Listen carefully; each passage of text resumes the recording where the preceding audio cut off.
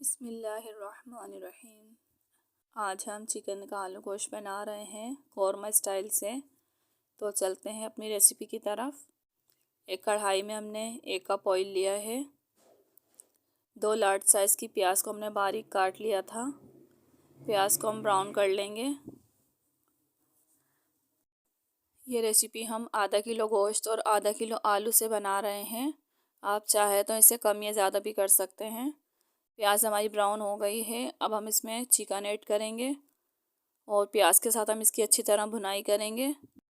5 minute हो गए हैं, हमने चिकन की अच्छी तरह भुनाई कर ली है। आप देख लीजिए इसका कलर भी चेंज हो गया है। अब हम इसमें गरम मसाला ऐड करेंगे। बड़ी इलायची, छोटी इलायची, लौंग, काली मिर्च, दालचीनी, तेज़पात के पत्ते और ज़ीरा।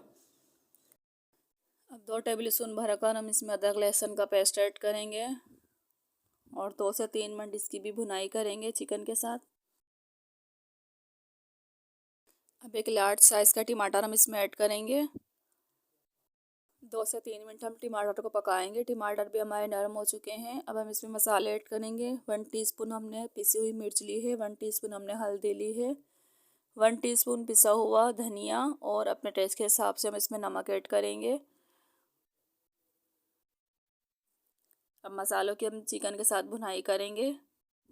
ये देख लीजिए आप, ज़्यादा हम इसे नहीं पकाएंगे वरना हमारे मसाले जल जाएंगे। अब फ़ौरन ही अब इसमें 100 ग्राम दही ऐड करेंगे।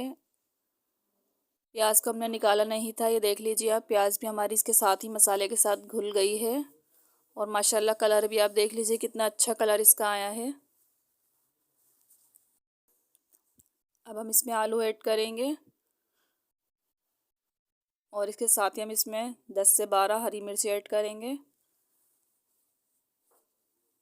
वीडियो पसंद आए तो लाइक करें, शेयर करें। डेली कुकिंग की फैमिली का हिस्सा बनने के लिए चैनल को सब्सक्राइब करें और हमें कमेंट्स में बताया करें कि आपको हमारी रेसिपीज़ कैसी लगी। अब चिकन और आलू को गलाने के लिए हम इसमें 2 गिलास पानी ऐड करेंगे और इससे 10 से 15 मिनट के लिए कवर कर देंगे और 5 मिनट बाद हम इसमें अपना वो ख़ास मसाला ऐड करेंगे जिससे इसका टेस्ट चेंज हो जाएगा और इसमें कौरमे का जायका आएगा। 5 मिनट हो गए हैं।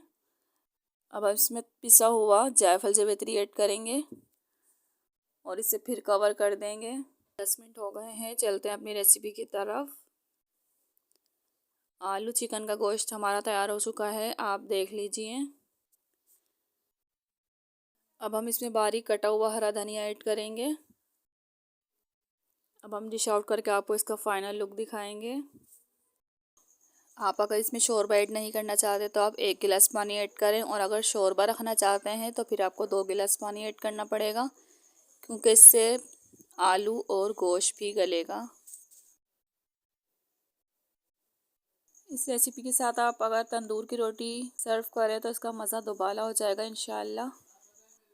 चिकन आलू के गोश्त को हमने डिश आउट कर लिया है, आप देख लीजिए ये इसका फाइनल लुक है। आप भी ये रेसिपी एक बार ज़रूर ट्राई कीजिएगा। मिलते हैं नेक्स्ट वीडियो में। अल्लाह हाफिज़।